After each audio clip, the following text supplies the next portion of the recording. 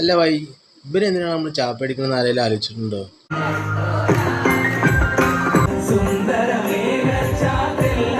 ഈ പാടിയ പാട്ടും ഇതിലെ വരികൾ നമ്മൾ കേൾക്കാത്തല്ലോ.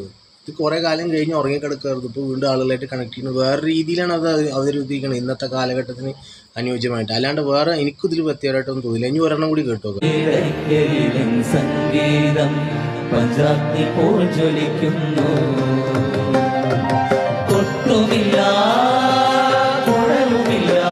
കൊട്ടുമില്ല കുഴലുമില്ല. ഈ പാട്ട് നമ്മൾ കേൾക്കാത്തതാണ്.